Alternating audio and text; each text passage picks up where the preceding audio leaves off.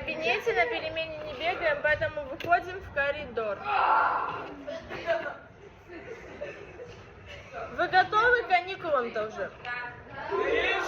Остались считанные дни. Да?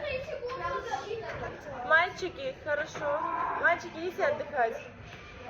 Остались считанные секунды, наверное, маленький.